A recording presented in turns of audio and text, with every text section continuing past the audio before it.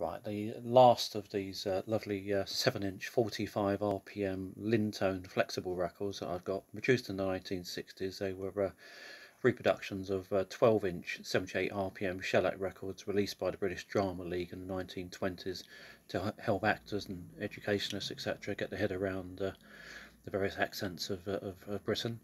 This is North Wales, W.J. Griffith of Carnarvon, Standard Passage, Llewellyn from Shakespeare's Henry IV, verses from Excelsior by Longfellow.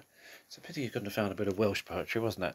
There's so much great Welsh poetry. Dylan Thomas, obviously that's before Dylan Thomas when this was published. There's Idris Davis, once again probably a little early. He wrote during the great general strike of 1926.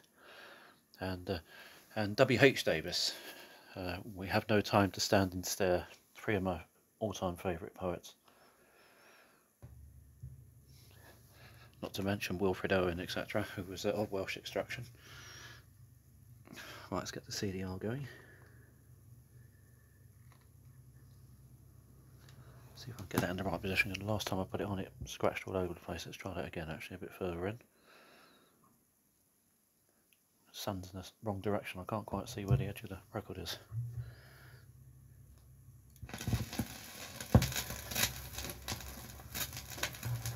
Well then, you see that I'm in my right about that, Covies.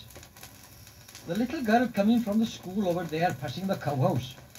There she is now going through the gate on the left hand of the way.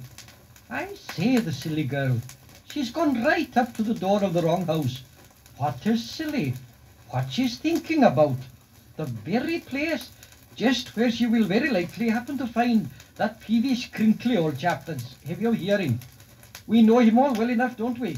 Thomas his name is, isn't it? Well, he can't bear the children.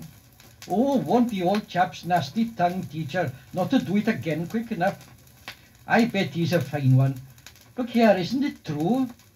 Look at her miggling away, poor little innocent girl. That's like his noise, surely. Did you ever see such a sight in the world? Here's the school coming too. Stack at that noise. Llewellyn, from Shakespeare's Henry V. Aye, he was born at Monmouth, Captain Gower. What call you the town's name where Alexander the Pig was born? Why, I pray you, is not Pig great? The big, or the great, or the mighty, or the huge, or the magnanimous, are all one reckonings, so the phrase is a little variations. I think it is in Macedon where Alexander is born. I tell you, Captain, if you look in the maps of the world, I warrant you shall find in the comparisons between Macedon and Monmouth that the situations, look you, is both alike. There is a river in Macedon, and there is also, moreover, a river at Monmouth.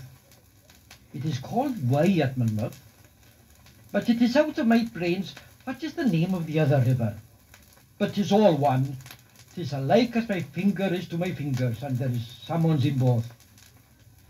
If you mark Alexander's life well, Harry of Monmouth's life is come after it indifferent well. For there is figures in all things.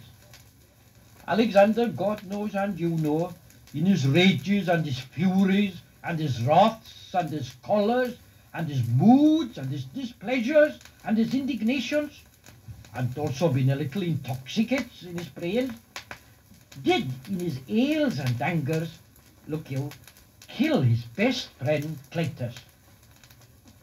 Longfellow's Excelsior. The shades of night were falling fast, as through an alpine village passed a youth who bore mid snow and ice a banner with a strange device, Excelsior. His brow was sad, his eye beneath flashed like a falchion from its sheath, and like a silver clarion rung the accents of that unknown tongue, Excelsior. In happy homes he saw the light of household fires gleam warm and bright. Above the spectral glaciers shone, and from his lips escaped a groan, Excelsior. Try not to pass, the old man said. Dark lowers the tempest overhead.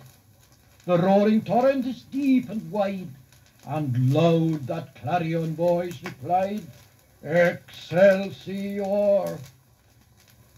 Beware the pine tree's withered branch, beware the awful avalanche.